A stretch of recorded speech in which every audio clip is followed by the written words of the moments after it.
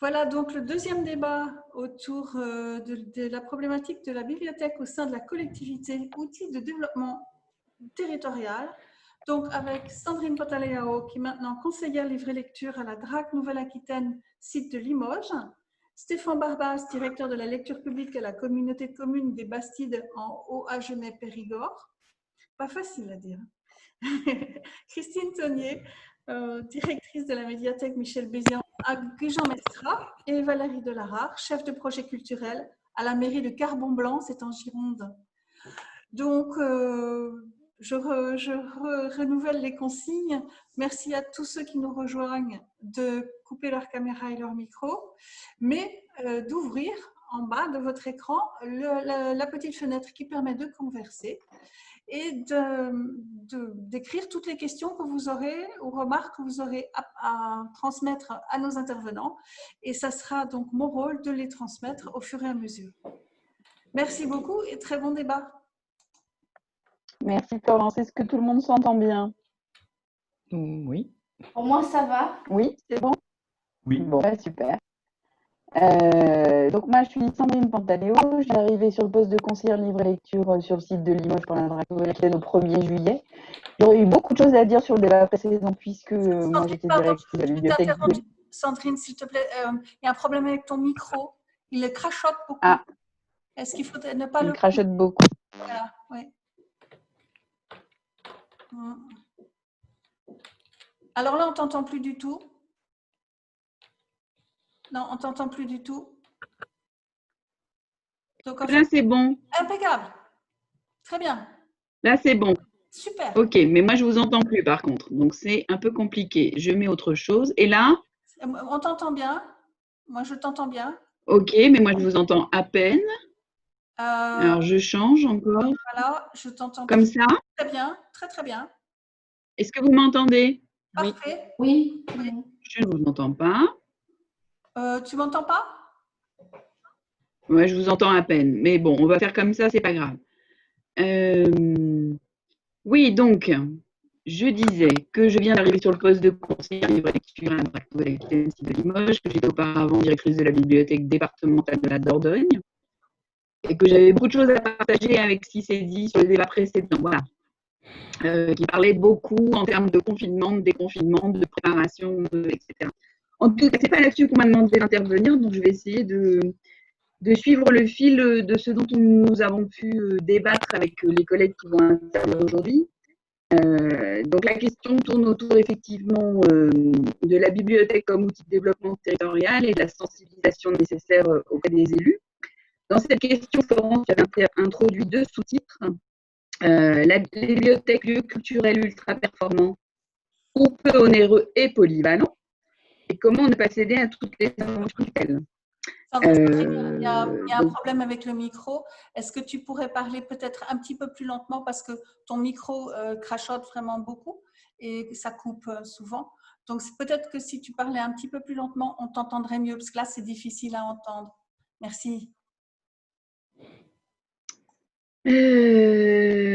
Bon, alors, pour ne pas perdre trop de temps avec ces ennuis techniques, du coup, je propose de passer tout de suite la parole aux trois collègues pour qu'ils puissent se présenter et présenter leurs expériences professionnelles en lien avec la question, sachant que nous nous sommes focalisés sur les deux sous-titres de la question qui étaient comment ne pas céder aux injonctions de la collectivité de tutelle, et puis effectivement la deuxième question qui était plus sur effectivement l'intérêt de la mutualisation du travail en partenariat dans le cadre des intercos.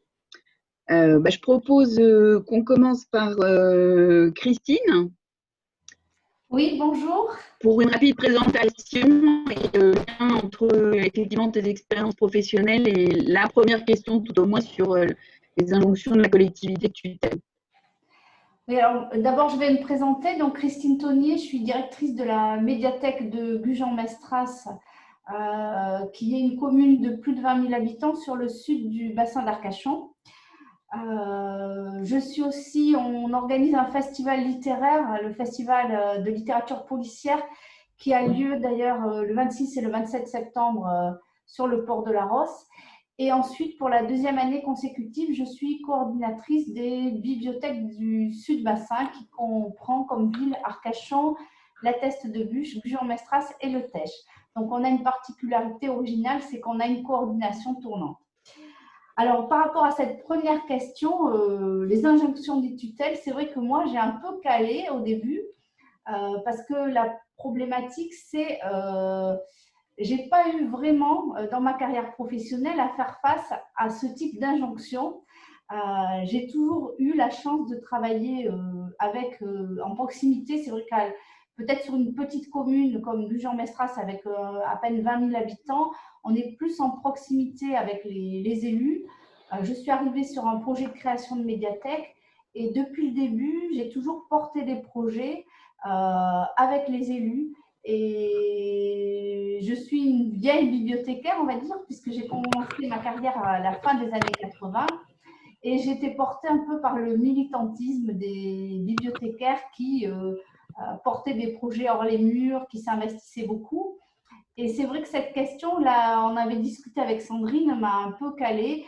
Et je me dis, est-ce qu'on a évolué dans nos pratiques professionnelles? Est-ce que le fait de faire des nouvelles médiathèques, est-ce qu'on s'est un peu recentré à l'intérieur de nos murs? Voilà, donc ma problématique à moi, c'était, je pense qu'il faut vraiment construire un partenariat et que c'est à nous à défendre des projets auprès des élus. Ça peut passer bien sûr par la rédaction d'un projet de service. Voilà, donc c'est vrai que moi, mon expérience est plutôt une expérience positive avec motiver la formation aussi. Je pense que ça passe aussi par le travail en équipe, la formation. Et voilà, donc je ne sais pas. La question était un peu, pour moi, un peu pas forcément en adéquation avec mon vécu. Voilà. Est-ce que vous m'entendez? Oui. Oui. En fait, ce dont on a discuté hier tous les trois, c'est qu'en fait, les injonctions d'hier sont de notre quotidien d'aujourd'hui, en fait. C'est-à-dire que quelles seraient les injonctions aujourd'hui qui seraient irrecevables? C'est-à-dire qu'on n'imagine plus les bibliothèques de la même façon depuis 20 ans. C'est-à-dire qu'on répond effectivement, on a répondu au fil des années, alors peut-être plus, à mon sens en tout cas, à des demandes des usagers que des élus. C'est ce dont on discutait avec Christine sur qui est à la manœuvre pour l'évolution des bibliothèques. Est-ce que c'est vraiment les élus ou est-ce que c'est les bibliothécaires qui sont dans cette démarche d'ouverture et de modification, d'inventivité dans les bibliothèques? Alors, je ne sais pas les points de vue de Stéphane et Valérie, peut-être qu'ils sont divergents. Justement, on va peut-être passer du coup la parole à Valérie sur ce sujet. Ok, bonjour. Donc, je fais une rapide présentation et après, j'enchaîne là-dessus. Donc, moi, aujourd'hui, je suis chef de projet sur Carmont-Blanc, chef de projet culturel. Je suis juste arrivée en février dernier, donc au bon moment pour prendre la création d'une ludomédiathèque qui aujourd'hui est remise en question. Voilà, bon, j'enchaîne juste sur l'autre question qui est la question de l'injonction, justement. Moi, je pense particulièrement qu'en fait, c'est conjoint, c'est-à-dire que les élus savent pas forcément précisément ce qu'est enfin, en tout cas, certains élus savent pas forcément ce qu'est vraiment une médiathèque aujourd'hui. La définition pour eux est pas forcément claire. Et du coup, l'intérêt de l'arrivée d'un bibliothécaire assez tôt sur un projet est de pouvoir construire ce projet conjointement. Voilà. Je ne sais pas si vous m'entendez. Moi, je ne vous entends plus du tout. Oui, on t'entend. Oui, Valérie, moi, je t'entends. Oui. Ok. Voilà, donc je pense que c'est plus les injonctions. Il y a des volontés de la part des élus par rapport à ce qu'ils ont comme image de ce qu'est la médiathèque aujourd'hui. Mais après, c'est vraiment un travail qui se fait conjointement avec les bibliothécaires, pour moi. Donc, je ne sais pas ce que vous en pensez de votre côté. Non, mais voilà, l'idée, c'était effectivement de dire que est-ce qu'on est vraiment soumis à des injonctions? Est-ce que c'est vraiment le quotidien des bibliothécaires aujourd'hui? Est-ce que c'est pas plus dans ce travail de construction et partenariat des projets qu'on peut avoir et dans ce dialogue qu'on a avec les élus qu'effectivement, on permet aux pratiques et à nos pratiques professionnelles, mais aussi à tout ce qu'on peut proposer en direction des usagers, d'évoluer. Je pense qu'il n'y a pas une situation qui ressemble à une autre aussi. Et donc, il y a des fois où des élus ont des idées très arrêtées sur ce qu'ils veulent. Et dans ces cas-là, le bibliothécaire n'a pas forcément un choix très situation où il y a des élus qui sont en attente justement parce qu'ils n'ont pas une vision claire de la chose. Et c'est là que le rôle du bibliothécaire peut être très intéressant parce que c'est lui qui va orienter justement la définition et le bibliothécaire reste une aide à la décision politique. Par contre, c'est pas lui qui prend toutes les décisions. Oui, bien sûr, bien sûr. Sur cette question des injonctions, et peut-être des outils qui nous permettent parfois d'y répondre ou justement de ne pas y répondre. Stéphane, est-ce que vous pourriez intervenir? Bonjour, donc tout d'abord je vais me présenter, donc Stéphane Barbaz, je dirige depuis 2002 le réseau de lecture publique de la communauté de communes Bastide en Genève-Périgord, donc situé dans le nord du département de Lot-et-Garonne, sur l'axe du Neuf-sur-Lot, Bergerac. Donc c'est un territoire qui a une forte identité culturelle avec 4 pôles essentiels, Villeréal, Castillonnès, Montflanquin et Cancon, où nous avons construit ouvert en 2013 une médiathèque sur la commune de Cancon, donc une médiathèque de 424 mètres carrés, un territoire rural. Concernant les outils, c'est vrai que moi, au quotidien, je dois faire preuve auprès des élus de pédagogie pour évoquer auprès des élus ce modèle de bibliothèque, leur élargir ce modèle de bibliothèque. On constate, comme le disait notre collègue Christine, une vision différente de la bibliothèque entre les élus qui ont une image plutôt traditionnelle, classique, ou qui n'ont pas d'image de la bibliothèque. On s'est entendu dire par certains élus, on veut bien construire une bibliothèque, mais on ne sait pas quoi y mettre à l'intérieur. Ce qui est important, c'est par rapport aux injonctions. Nous, on n'a pas tellement d'injonctions, mais on fait plutôt preuve au quotidien d'initiative. Ce qui est important, c'est la formalisation, je pense.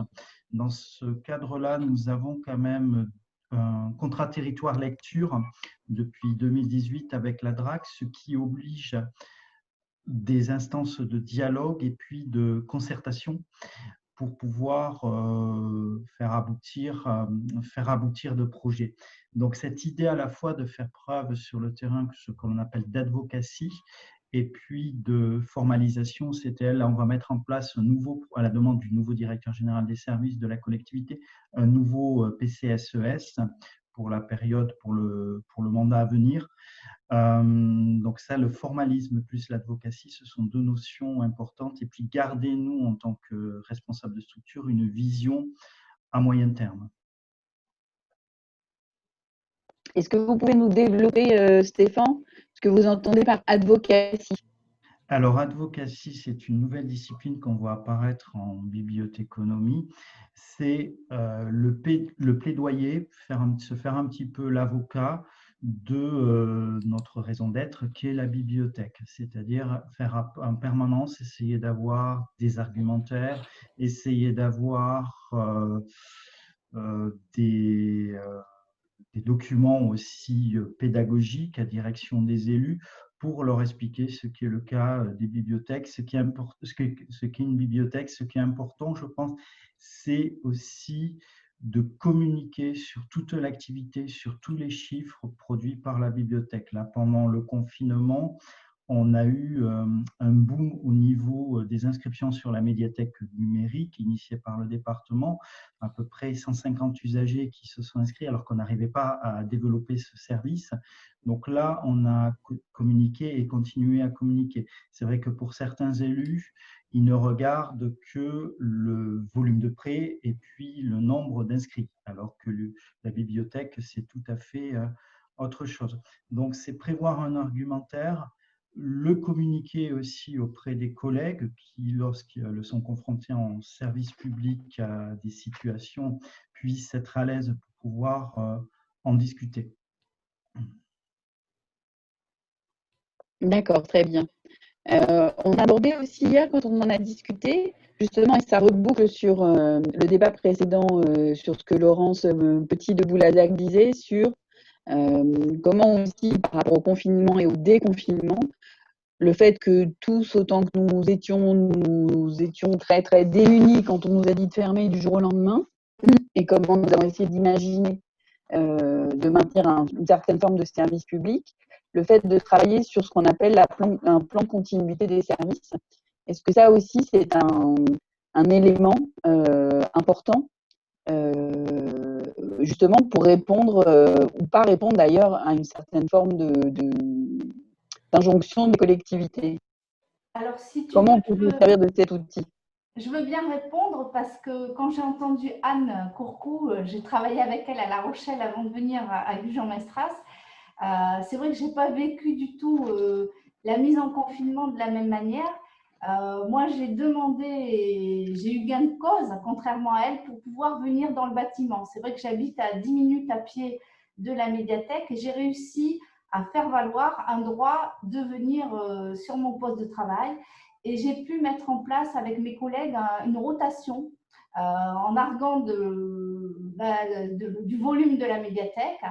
On a pu avoir des ordres de mission de notre autorité, du maire, et ainsi j'ai pu, dans la continuité, faire venir les collègues une par une. On a une équipe de 12 personnes, donc à part 3 personnes qui étaient identifiées comme avec un certificat médical et qui avaient des problèmes de santé, donc qui ne pouvaient pas prendre le risque de se déplacer, j'ai pu mettre en place. Et c'est vrai que bon, j'ai argumenté auprès de mon autorité, hein, et je pense que quand on arrive à instaurer un climat de confiance et de partenariat avec nos élus et avec nos autorités, on arrive aussi à passer outre des fois. Alors, je ne dis pas parce que j'ai travaillé à La Rochelle, donc je sais que le contexte n'est pas du tout le même. Mais je pense que quand on arrive à avoir une relation vraiment de confiance avec sa tutelle, je pense qu'on arrive des fois justement à négocier, et ça demande de la diplomatie, bien sûr. Ce que a dit tout à l'heure Stéphane, c'est un travail, je pense, au quotidien. Donc nous, on a eu de la chance, pour rebondir un peu sur ce qui a été dit, de pouvoir réouvrir le 11 mai, parce qu'en amont, j'avais préparé un document que j'avais envoyé à la Direction générale des services pour préparer le déconfinement. Donc là aussi, je n'ai pas attendu que la tutelle me demande, j'ai anticipé et j'ai produit un document qui servait et qui a permis de réouvrir le 11 mai de manière aménagée. Voilà, donc c'est un petit témoignage.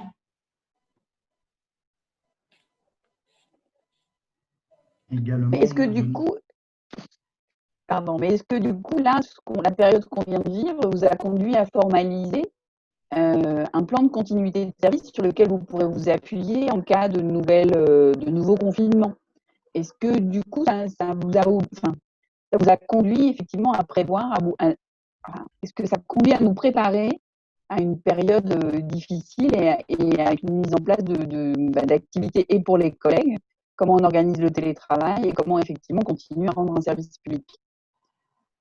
Alors, moi, j'ai juste formalisé le déconfinement en expliquant, parce qu'au départ, on était parti sur 2 possibilités, un click and collect ou bien une ouverture directe du bâtiment.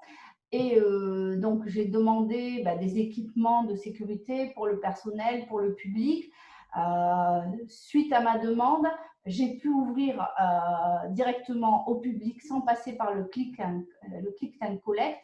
Par contre, je n'ai pas formalisé par écrit la mise en place, même si on a fait du télétravail, je l'ai fait, on est une petite équipe, on n'est que 12.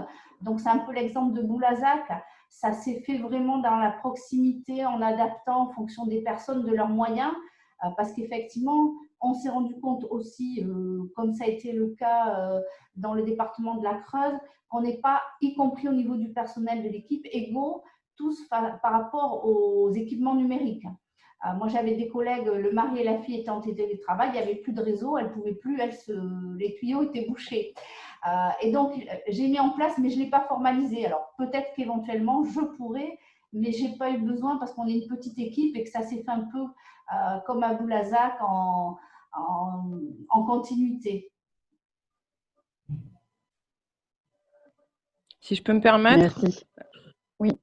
Oui, par rapport à ça, je pense que ce qui a bien aidé aussi, c'était les documents officiels qui ont été rédigés et qui ont été véhiculés par l'ADBDP et l'ABF, et cetera, enfin, qui nous ont vraiment bien aidés dans la réaction et la réactivité par rapport à cette situation. Maintenant, enfin, en ce qui concerne Carmont-Blanc, à ma connaissance, il n'y a pas eu de document véritablement officiel dont on pourrait se servir demain, pour, re-rentrer dans une période de confinement et cetera. On était dans une telle urgence qu'il a fallu vraiment, acter en fait, ce qui était fait au niveau officiel. Et en plus, je ne sais pas si ce serait adaptable demain véritablement aussi, parce que la situation évolue tellement vite et elle prend des formes tellement différentes à chaque fois, qu'on est de toute façon obligé de revenir sur ce qui a été fait. Je vois ne serait-ce que maintenant par rapport aux tests, à réaliser, selon si on est cas contact, indirect, direct et cetera. Toutes les situations évoluent, toutes les 2 semaines. Donc je ne sais pas si on avait réalisé un document officiel comme ça, s'il serait toujours valable d'ici, 2 ou 3 mois. Donc après on peut se servir de base avec ça, mais de toute façon, on est dans une période qui nous démontre la nécessité de réactivité et de réadaptabilité, quoi, me semble. Oui, oui, bien sûr. Et vous, Stéphane? Alors, si je peux compléter également, donc nous, pendant le confinement, donc on a eu bien sûr obligation de fermeture avec autorisation spéciale d'absence pour tous les agents. Donc pour maintenir le contact quand même entre agents, on a utilisé des technologies comme WhatsApp, mais on a aussi sur le territoire, pour des agents qui y habitent, donc une fracture numérique avec des zones blanches. Donc la fibre est en train de se déployer sur ce territoire, sur le 47. Donc plus tard, on pourra y faire face. Mais ce que j'ai fait, moi, l'ancienne équipe administrative et politique souhaitait donc une réouverture le plus tôt possible. Donc, moi, je me suis appuyé sur donc les documents du plan de déconfinement pour mettre en place depuis la maison un plan de déconfinement et pouvoir en 4 phases. Et dès la phase 1, dès le 14 mai, retour des agents dans leur bibliothèque avec non-brassage des équipes et mise en place de services de prêt à emporter. Ça a duré un mois à peu près, un peu plus d'un mois, un mois et demi, pour mettre en place une phase 2 dès le 22 juin avec ouverture des locaux sur des créneaux d'horaires spécifiques, sans accueil de groupe, pour permettre, dans le respect des conditions sanitaires, l'accès aux collections en libre service, donc pour remettre en place le prêt de documents, avec bien sûr aussi mise en place de la zone de quarantaine. Cette phase 2, je me suis posé laquelle elle devait on devait passer initialement en phase 3, là à la rentrée au 1er septembre, mais on la maintient jusqu'au 31 octobre avec les mêmes horaires d'ouverture et les mêmes conditions d'accueil. Actuellement, c'est vrai qu'on ne peut pas accueillir de groupe et de classe. On va attendre, on se pose la question, on va attendre les vacances, après les vacances de la Toussaint. Donc c'est vrai que si je n'avais pas préparé ce plan de déconfinement, ça aurait été difficile de réouvrir. Donc, la collectivité a bien sûr suivi. Concernant le plan de continuité du service d'activité, on est en train d'y réfléchir bien sûr au cas où une autre situation se représente, mais comme le disait Valérie, il va falloir de toute façon s'adapter en fonction de la pandémie ou d'autres situations. Donc, mais ce qu'il y a, on aura eu au moins cette expérience-là et voir ce qui est possible, évaluer ce qui est possible actuellement comme activité en télétravail. Par exemple, on a la chance d'avoir un système informatique en full web, donc peut-être du catalogage, du traitement documentaire, voire aussi déployer des systèmes comme Zoom pour pouvoir maintenir le lien dans l'équipe et trouver d'autres solutions. Mais il va falloir faire preuve, bien sûr, d'adaptabilité. Et la question que je me pose, comment est-ce qu'on va pouvoir reprendre à la normale comme avant? Mais on nous dit toujours qu'il y a eu un avant et il y a un après Covid. Donc, il va falloir bien sûr s'adapter. Bah, ça pourra peut-être faire partie, ce plan de continuité des services, justement, des documents au même titre que le PCESCE, là, je ne sais plus chaque fois. Voilà, je pense que ça fait partie des outils qui sont super importants pour les élus, justement, pour avoir de l'argumentaire auprès d'eux. Parce qu'aujourd'hui, il y a des fois où juste les bibliothécaires, pour leur donner des arguments, bah, ça ne suffit pas.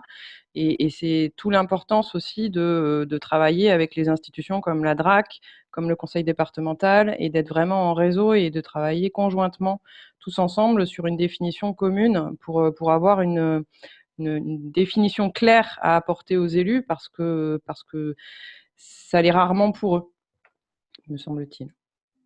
Pour compléter peut-être aussi, ce qui est important, c'est de toujours maintenir cette relation de confiance avec les élus et l'entité administrative. D'où l'intérêt d'avoir quand même des techniciens sur le terrain formés, travaillant en réseau, ensemble, donc avec des interlocuteurs, comme vous le dites, Valérie, la DRAC ou le département, et toujours maintenir un petit peu, entre guillemets, ce contrat de confiance.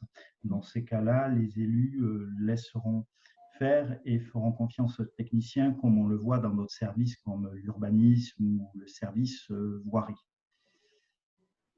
Et pour rebondir aussi sur ce qu'a dit Valérie, lorsque j'ai proposé mon plan de déconfinement, c'est vrai que j'avais produit en annexe des documents qui émanaient de l'IFLA.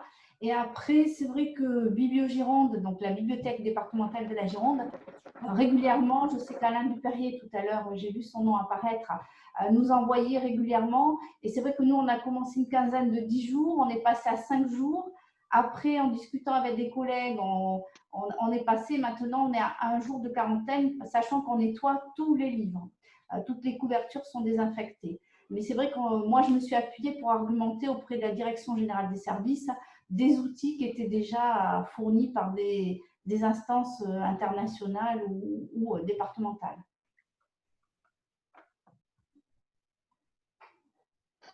Mais c'est vrai que tous ces documents nous ont vraiment permis aussi de discuter, de dialoguer avec les élus. Après, en tant que bibliothécaire départementale, d'avoir un discours assez clair pour le réseau, et que ça, c'est vraiment important. Donc moi, je souligne aussi le travail qui a été fait avec le ministère de la Culture, puisque c'est un travail qui a été mené conjointement entre les associations professionnelles qu'on a citées déjà et le ministère de la Culture. Après, de là à dire qu'on pourrait faire le même travail pour un plan de continuité des services, ce que disait Valérie à juste titre, c'est que ça demande une adaptabilité continue, et puis qu'après, les bibliothèques, les réseaux sont tous différents des uns des autres. Néanmoins, je pense que ce que nous a appris cette crise sanitaire et ce confinement, c'est la nécessité pour nous d'avoir peut-être effectivement, ne serait-ce qu'une feuille de route en cas de nouveau confinement sur effectivement ce qu'on est en capacité de faire en matière de service public et comment on peut anticiper, organiser le travail des équipes pour mener à bien cette continuité du service public. Puisque même si nous n'avons pas été jugés service essentiel, on s'est bien rendu compte pendant le confinement que le besoin de culture était vraiment très très présent. En témoigne le bond dans les ressources numériques qu'on a tous connu, mais aussi le fait que nos portails aient été extrêmement consultés parce qu'on proposait aussi d'autres ressources et qu'on avait ce travail de veille. Donc ça, c'est vraiment, à mon avis, des grandes leçons à retenir de cette période si compliquée. Florence, est-ce qu'il y a des questions sur cette première partie relative aux injonctions des collectivités de tutelle? Non, pas de questions. Bon. Soit on a été très très bon, soit on a été très très mauvais, puisqu'il n'y a pas de questions.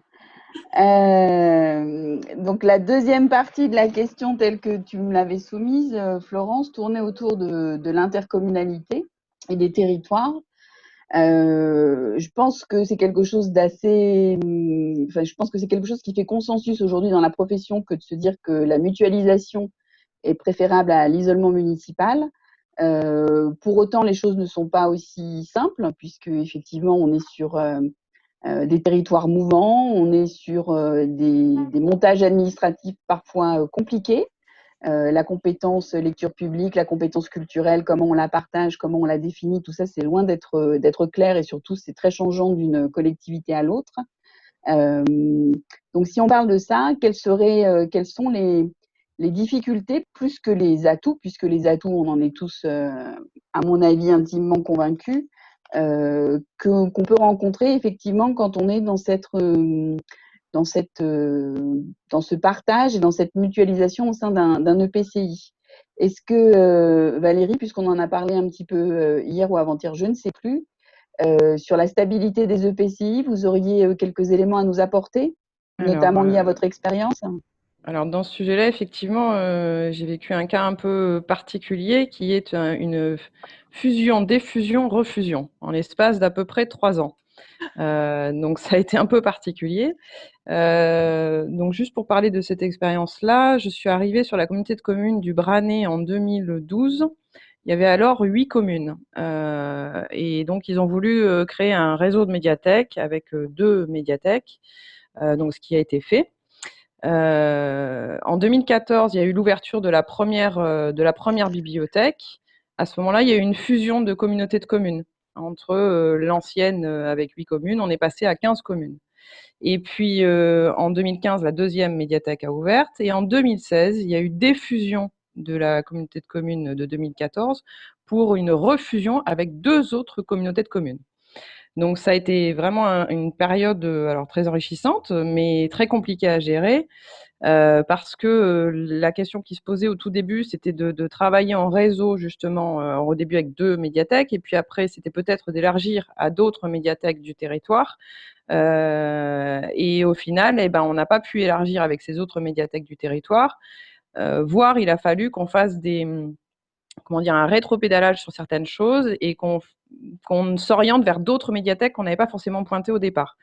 Donc ça a été un peu compliqué, vous l'imaginez. Et après, ça a aussi été en fonction des volontés des élus, c'est-à-dire que d'une communauté de communes à l'autre, la volonté n'était pas la même. Il y en avait qui voulaient que la médiathèque éventuellement redevienne municipale. Bon, c'est pas allé jusque-là, mais on n'était pas à l'abri que ça le devienne. Et dans ce cas-là, ce serait vraiment poser des questions techniques très compliquées, parce que si on était repassé à une version municipale, on aurait pu se demander comment on faisait pour tous les services qui étaient offerts à l'ensemble des communes auparavant, que ce soit d'un point de vue financier, que ce soit tout simplement pour les accueils de classes. Est-ce qu'on accueillait quand même encore les classes des autres communes ou pas? Est-ce qu'au niveau du SIGB, comment on réglait l'aspect financier de la gestion du SIGB? Est-ce qu'on aurait pu envisager de continuer à faire du partenariat humain pour que des agents qui travaillaient sur une médiathèque aillent sur une autre, etc. Donc il y avait plein d'aspects techniques qui auraient pu se poser. On n'a pas été jusque-là, mais vraiment, on aurait pu être dans cette situation-là. Donc ça, c'était pour la partie fusion-défusion. Donc une mutualisation, oui, mais vraiment à définir, pareil, très clairement au départ, en cas de diffusion. Oui, effectivement, une situation quand même pour le moins très, très compliquée. La situation, fusion-défusion, on en discutait hier, on est aussi sur le fait que ce sont des fusions ou des défusions qui ne sont pas forcément choisies par les élus. Ah non, pas du tout. À l'époque, c'était pas les élus qui avaient choisi là, c'était vraiment la préfecture, en fait, qui avait ordonné ces fusions-défusions. Parce qu'au départ, la communauté de communes à 8 communes était trop petite. Donc, ils ont voulu, dans le cadre de la loi NOTRe, justement, étendre le territoire. Et il se trouve qu'après, il y a eu la volonté de réélargir de la préfecture, mais les élus n'étaient pas d'accord avec ce que proposait la préfecture. Donc, il y a eu concertation pendant plusieurs mois et au final, la préfecture a dit, bon, si vous n'êtes pas d'accord avec ce qu'on vous propose, vous allez défusionner et refusionner différemment. Donc, ce n'est pas une volonté d'élu, hein. Là, ça a été vraiment préfectoral. Donc, il y a aussi cet échelon-là qui parfois, effectivement, remet en cause le travail qui a débuté et qui commence à porter ses fruits sur le territoire. Tout à fait. Après, au niveau des équipes des médiathèques, il n'y avait pas de souci particulier parce que quelle que soit la situation, les uns et les autres étaient volontaires à l'idée de travailler ensemble. Donc, c'était vraiment pas au niveau des bibliothécaires qui avaient un souci. C'était plus sur la vision des choses, sur la répartition financière, beaucoup, de savoir qui allait payer quoi à quel moment. Et c'est ça qui a joué principalement, en définitive. Oui, bien sûr, bien sûr. Merci. Christine, sur cette question de la mutualisation et des intercos. Alors nous, sur le sud du bassin d'Arcachon, c'est très récent. Il n'y avait pas vraiment de compétences culturelles sur la COBAS, donc qui regroupe les 4 villes du sud du bassin d'Arcachon. C'est la loi NOTRe qui a fait que l'intercommunalité s'est donné ses compétences. Ils ont d'abord commencé par les écoles de musique et les conservatoires. D'ailleurs, les personnels de ces structures, conservatoires et écoles de musique, sont passés directement personnels intercommunaux depuis le 1er septembre 2020. En ce qui concerne les médiathèques, ils ont décidé de créer 3h30 par semaine, c'est-à-dire très peu de temps à la coordination du projet. Donc, j'ai fait la première année 2018 comme coordo des 4 bibliothèques du Sud-Bassin. L'année dernière, en 2019, c'était Cathy Dupont de la Teste de Buche qui avait pris la coordo. Et cette année, j'ai à nouveau pris la coordo.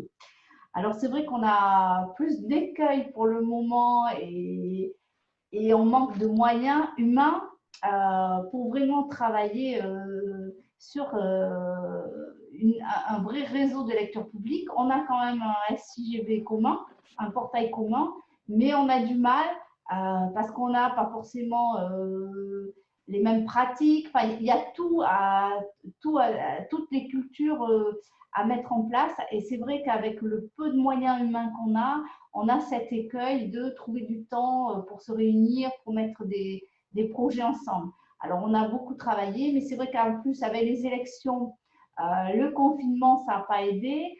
Le conseil communautaire, le nouveau, il s'est installé en juillet. Donc là, on est en septembre et on a un petit essoufflement au niveau du réseau pour trouver, on va dire, l'envie vraiment de développer ce réseau de lecture publique parce qu'on attend plus de moyens de l'intercommunalité. Donc, j'espère qu'avec le nouveau conseil communautaire, l'élu à la culture a changé. J'espère qu'on va pouvoir reprendre un second souffle parce qu'au départ, c'est vrai que quand le réseau a été mis en place en 2018, il y avait quand même une réelle motivation des professionnels. Mais là, quand on voit que les moyens ont du mal à suivre, c'est vrai qu'il y a un léger essoufflement. Voilà, donc c'est assez mitigé sur le sud du bassin d'Arcachon. Je pense que ça va venir, mais ce n'est pas forcément facile à mettre en place quand la collectivité, l'intercommunalité n'a pas encore intégré la culture comme vraiment un vrai projet de développement sur le territoire. Mais c'est pourtant une volonté des élus, en fait. Oui, il y a une volonté des élus, mais ils n'ont pas voulu vraiment s'engager financièrement parce que le temps qu'on mette en place le portail, le catalogue, on est arrivé fin 2018 et en 2019, donc on a travaillé, c'était le travail de Cathy Dupont l'année dernière, sur toute une programmation culturelle en demandant des moyens humains, financiers.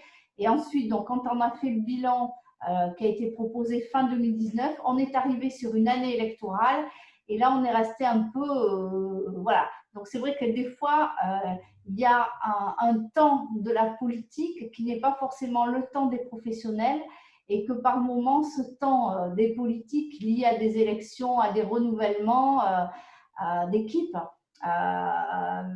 intercommunales, voilà, ça fait que ça peut être bloquant pour les professionnels qui ont envie d'avancer plus vite et qui se trouvent arrêtés parce qu'à un moment donné, les décideurs ne veulent pas attendre. Il y a comme un palier, quoi. Là, on est sur un palier où on attend que ça rebondisse. Voilà, donc c'est vrai que c'est pas forcément… On a quand même obtenu d'avoir la gratuité sur toutes les médiathèques du Sud-Bassin parce qu'au départ, il y avait une seule collectivité qui offrait la gratuité, c'était la ville de la Teste.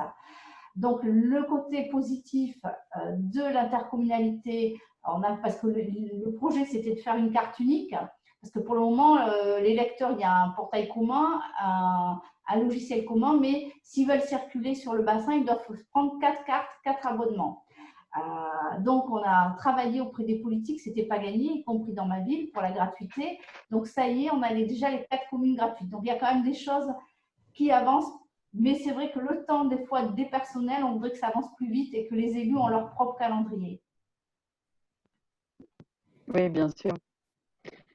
Stéphane, sur cette question de la mutualisation et l'intercommunalité? Oui, je vois la question. Les 4 bibliothèques sont restées municipales. Oui, les 4 bibliothèques restent municipales, les personnels sont rattachés à chaque commune.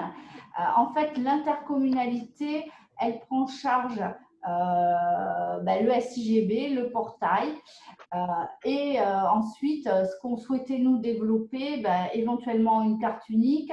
Et c'était surtout une programmation culturelle qui serait itinérante et qui serait portée par les 4 structures. Donc, par rapport à ça, ça serait l'intercommunalité qui financerait des actions culturelles communes sur le territoire.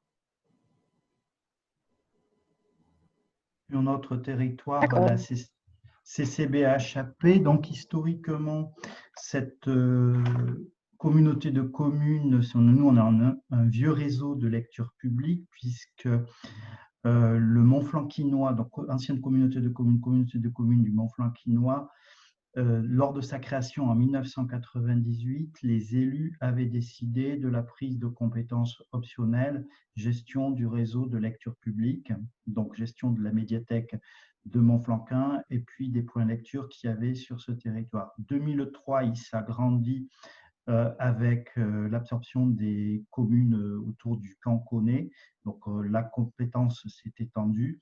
Et la version actuelle date du 1er janvier 2013, étendue à ce qui s'appelle l'entité des 4 cantons, donc dans ce bassin de 17 500 habitants.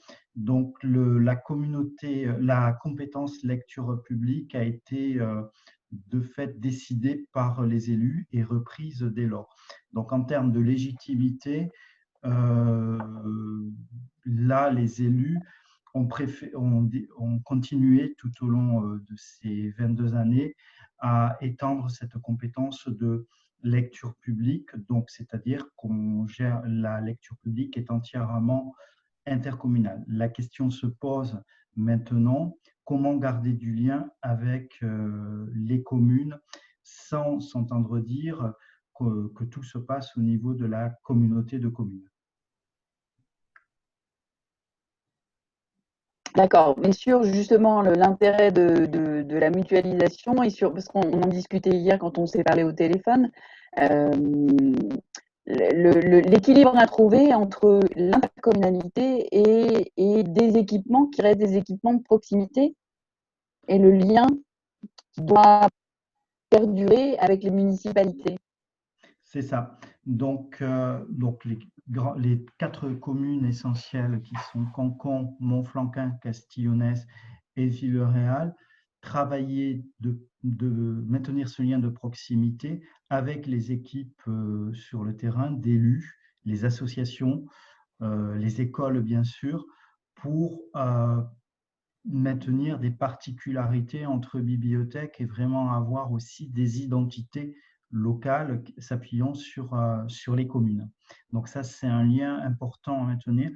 Et je pense qu'avec la nouvelle équipe qui vient d'être élue depuis juillet, on va intensifier ce lien et se recentrer vraiment sur les 4 lieux essentiels pour pouvoir continuer ce développement des publics et assurer cette mission de lecture publique. Merci. Si je peux me permettre, oui, bien sûr. Oui, pardon, juste pour un petit témoignage. Là, dans le cadre de cette diffusion finale, en fait, on travaillait auparavant avec la bibliothèque municipale de Nérijan. Donc, on était sur Branne et on travaillait avec une petite bibliothèque qui était tenue par des bénévoles. Donc, on avait lié pas mal de liens avec eux pour essayer de faire en sorte qu'ils développent leur bibliothèque, etc. Et cette diffusion a créé justement une coupure du lien parce que techniquement, on n'avait plus le droit de travailler avec eux. Donc, ça a été dommage, parce que pour nous, ça a été dommage en termes de développement, mais c'était un exemple concret de ce qui peut se passer à partir du moment où il y a un changement de territoire, de notion de territoire. Oui, tout à fait. Tout à fait.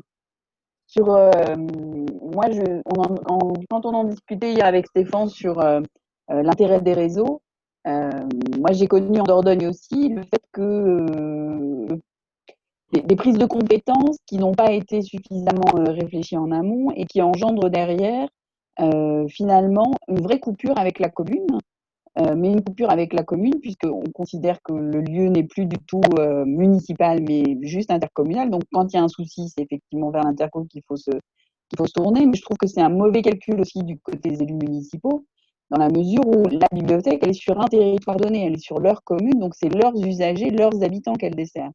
Et donc, la nécessité, effectivement, de retrouver, parfois, quand ça a été coupé, ce dialogue, ce lien avec aussi les structures qui sont municipales, hein, avec les partenaires qui peuvent être restés municipaux. Parce qu'on a très souvent un basculement de la lecture publique d'un côté, mais pour autant, l'école reste gérée par la municipalité, le périscolaire parfois est pris par l'interco, et parfois, du coup, en termes de partenariat et de simplification des liens, on n'est pas tout à fait dans ce cas de figure-là, ce qui est bien dommage parce que c'est souvent au détriment des publics, en fait, tout simplement.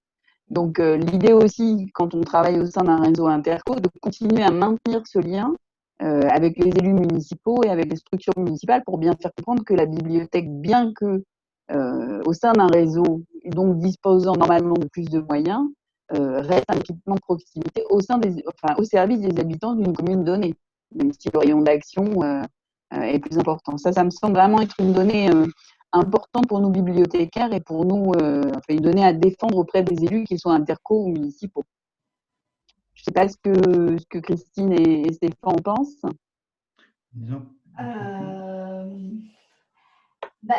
Dans le cas précis de la COBAS, vu que les bibliothèques restent municipales, bien sûr que oui. La question se pose moins. Sachant que des fois, c'est pas évident. Par exemple, moi, ma tutelle, mon maire, c'est la présidente de la COBAS. Alors, c'est vrai que pour moi, c'est très facile d'être en lien avec la présidente de l'intercommunalité et avec le maire, puisque c'est la même personne. Mais des fois, c'est vrai que ça peut être un peu perturbant. Je comprends, hein, je l'ai vécu un peu quand j'étais à La Rochelle parce que j'ai travaillé d'abord dans une annexe pour la ville de La Rochelle et ensuite j'ai travaillé donc, à la médiathèque intercommunale et c'est vrai que des fois ça peut prêter à confusion.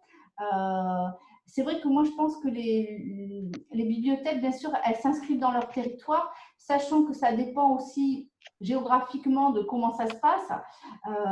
Sur le sud du bassin d'Arcachon, c'est un peu comme sur Bayonne, Anglet, Biarritz. On a quand même des villes fortes avec Arcachon, La Teste, Gujan. Chaque maire veut garder son identité, le Tèche aussi. Et donc, nous, on est aussi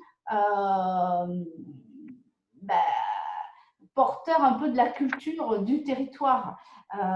Et je ne pense pas qu'un jour, sur le sud du bassin d'Arcachon, on arrive à ce que toutes les bibliothèques soient intercommunales. Je ne pense pas qu'il y ait cette volonté politique, parce que je pense que les maires, pour eux, la culture, c'est une forte identité de leur commune. Donc, je pense que nous, on n'arrivera jamais à ça.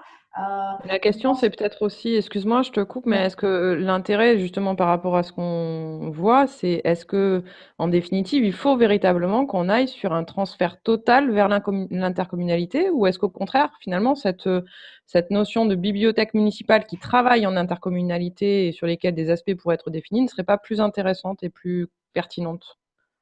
Moi, je pense qu'effectivement, c'est plus pertinent de rester sur sa commune parce que quand on voit avec Stéphane, à un moment donné, si on perd la proximité avec le public qui vit sur notre territoire, sachant que les surfaces, surtout toi Valérie, je pense que c'est au niveau géographique, c'est assez éparpillé les bibliothèques et que la bibliothèque, c'est un outil de proximité.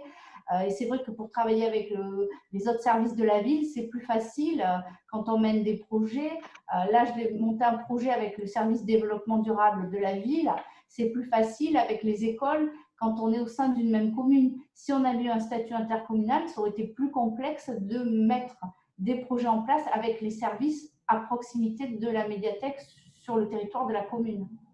Après, là où tu as raison, c'est qu'à contrario, ce qui est compliqué, c'est quand on est sur des territoires ruraux et très étendus, il ne peut pas y avoir une médiathèque dans chaque commune. Voilà. Et donc, en général, il y a une médiathèque phare et une ou deux petites bibliothèques à côté, mais du coup, toutes les communes ne sont pas desservies. Donc, d'où l'intérêt, pour le coup, de l'intercommunalité.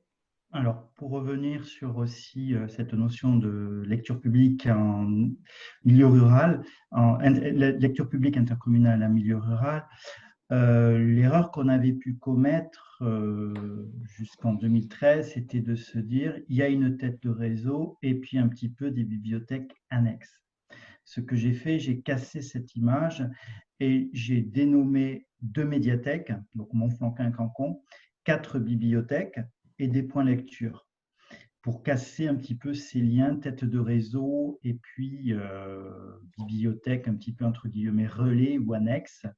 D'autant plus que la particularité que nous avons, un petit peu le siège de la communauté de communes est à Montflanquin, mais la médiathèque fait 300 mètres carrés, alors qu'à Cancon, maintenant, j'ai un équipement qui fait 424 mètres carrés. Les élus sont en train de se poser la question de se dire pourquoi pas Cancon deviendrait un petit peu un pôle culturel au niveau de la communauté de communes. Ce qui est important, je pense, c'est de se dire valoriser tout ce que l'intercommunalité peut apporter en termes de mutualisation au niveau de la lecture publique, carte unique de lecteur, collections qui bougent flottantes, qui peuvent bouger, navettes documentaires, programmation aussi culturelle, notamment pour les scolaires, que ce soit par les programmes Théa Lire ou nous, lorsqu'on diffuse des auteurs illustrateurs dans les écoles, mais également c'est penser à desservir chaque commune. Par exemple, là, nous participons au festival Lettres du Monde, donc là, je m'attache depuis 3 ans à faire circuler l'événement. Donc l'année dernière, on avait accueilli Sylvie-Germain sur la commune de Villeréal. Cette année, nous allons accueillir sur la commune de Cancon Eddy Harris pour éviter, par exemple, que tout se fasse sur Montflanquin ou Cancon. Voilà, c'est ça, cet avantage. Mais peut-être la question que je me pose suite aux propos de Valérie et puis Christine, c'est de se dire comment la bibliothèque instituée sur une localité peut contribuer au développement culturel, social, voire économique aussi, de cette localité, que le soit municipale ou intercommunale.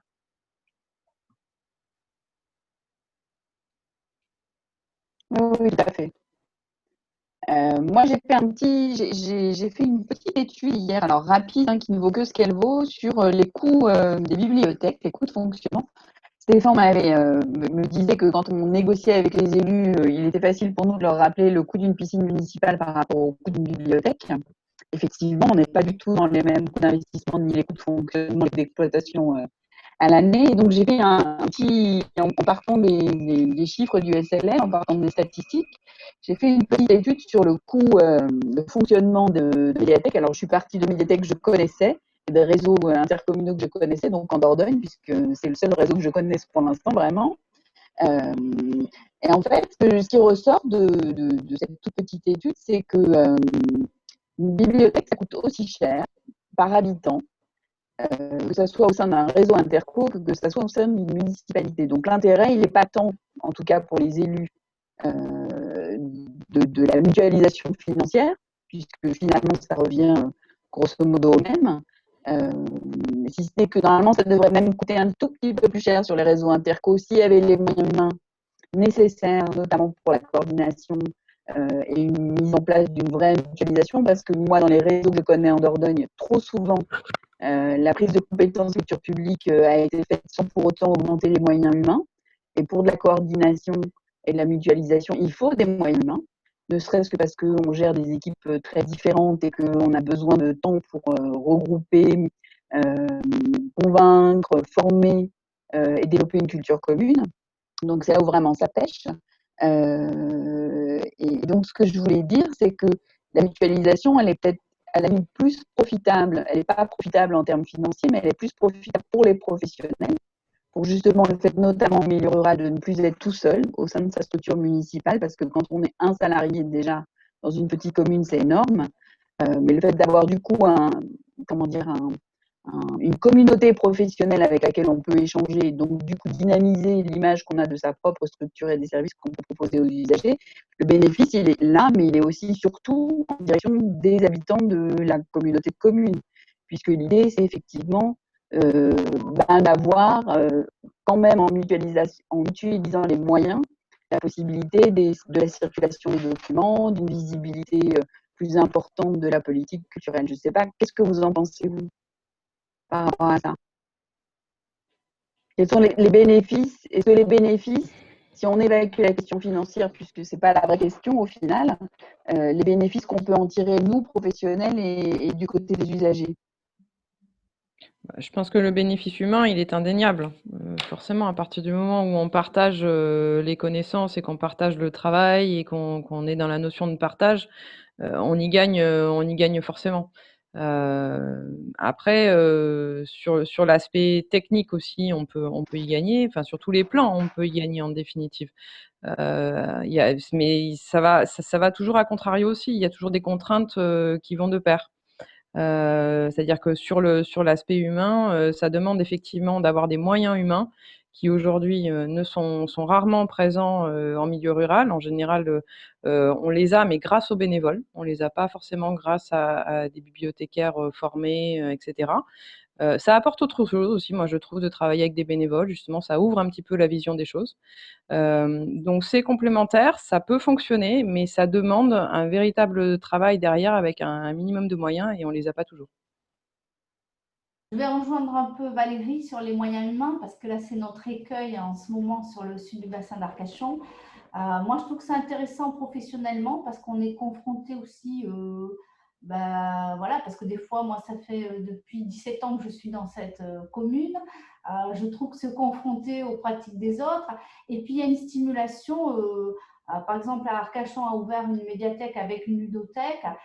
Et du coup, ça y est, nous, on prépare un agrandissement de la médiathèque à Gujan et on intègre une ludothèque. Donc, il y a eu aussi une stimulation sur le réseau. Voilà. Par contre, c'est vrai que l'écueil, c'est qu'il y a une charge de travail supplémentaire et qu'il n'y a pas toujours ces moyens humains qui sont mis à disposition, surtout en termes de coordination. Voilà. Donc, je rejoins un peu Valérie sur ces moyens humains qui ne sont pas forcément et qu'ils ont du mal à estimer au niveau des intercommunalités. Et ça pose aussi, à un moment donné, justement, sur ces territoires-là, la question de la limite. C'est-à-dire, jusqu'où on doit prendre des parts sur le fonctionnement et sur les offres de services de la part des médiathèques. Parce qu'en fait, comme il y a un isolement et peu d'offres en termes culturels, du coup, les médiathèques prennent beaucoup de place et plus elles sont visibles, mieux c'est, mais en même temps, plus on leur en demande et on leur donne pas forcément les moyens en parallèle. Donc après, jusqu'où elles vont en termes d'offres de services culturels? Je rebondis sur ce que disait Christine un petit peu sur cette stimulation permanente. Moi aussi, ça fait 18 ans que je travaille sur le réseau, mais on ne voit pas le temps passer parce qu'il y a tout le temps des projets. Puis on observe aussi un effet ricochet, comme vous le disiez. Nous, par exemple, on a développé une ludothèque, un fonds de jeux de société sur Montflanquin. On l'a étendu sur d'autres sites. Idem pour des espaces faciles à lire. Par contre, moi, je suis un petit peu, entre guillemets, sévère par rapport à la programmation culturelle. On ne peut pas tout faire en médiathèque, on ne peut pas se substituer à un centre culturel. J'essaie de faire du développement culturel pour la commune, du développement culturel tout azimut. J'essaie de recentrer au maximum sur des actions autour du livre, de la lecture, voire de la musique, des actions autour du numérique, et éviter que l'on mette en place des événements culturels type fête locale ou autre. On avait été sollicité par le passé pour essayer de développer des événements culturels sur des communes. Donc vraiment, ce qui est important, peut-être dans le règlement intérieur, j'ai mis des principes cadres de notre action culturelle pour éviter des débordements. Alors ça, c'est valable peut-être quand il y a des structures à côté, quand il y a des foyers ou des espaces municipaux qui permettent d'accueillir des manifestations autres ou des espaces naturels. Mais après, sur certains territoires, je pense qu'une fois qu'ils ont construit la médiathèque, ils se disent, bon, on a fait le pôle culturel. Et du coup, tout est recentré à cet endroit-là. Et quand un élu vous dit, je sais pas moi, la fête des jardins, elle va se faire dans la médiathèque, c'est compliqué de leur expliquer que c'est pas forcément dans la veine de ce qu'est censé proposer une médiathèque. Et en même temps, aujourd'hui, on est tellement polyvalent, on est tellement ouvert à plein de choses, on a tellement envie justement d'aller vers plein de choses différentes que ça devient très, très compliqué de dire il y a une marge maintenant, enfin, il y a une limite. Là, ce qui est important, je pense, c'est de recentrer, montrer les limites en termes de moyens humains, parce que bon, c'est vrai, on ne peut pas travailler non plus 24 heures sur 24. Concilier aussi le fait, comme vous le disiez, que la médiathèque, c'est l'univers des possibles. Donc, nous, on a organisé déjà une fête des jeux. Je me pose la question aussi sur Cancon, parce qu'il y a une fête des jardins. Pourquoi ne pas la faire à la médiathèque? Mais tant que c'est pensé et puis décider en concertation avec les équipes locales, dans le respect aussi des moyens humains, parce qu'on ne peut pas y travailler par exemple tous les dimanches non plus. Concernant les moyens humains, je remarque aussi au fil du temps quand même qu'on a besoin de plus en plus de personnel techniquement formé et compétent pour pouvoir gérer un réseau de lecture publique. Mais je trouve que l'intervention de Stéphane boucle la boucle de cette heure de débat entre voilà, les relations avec les élus, injonction et intercommunalité. Merci pour la richesse de vos interventions. J'ai trouvé très éclairantes sur ces sujets qui sont fins et délicats et jamais résolus. Sandrine, vous voulez donner le mot de la fin? Sandrine, c'est comme sur la Lune, il y a toujours trois. Non, j'ai été. Décalage.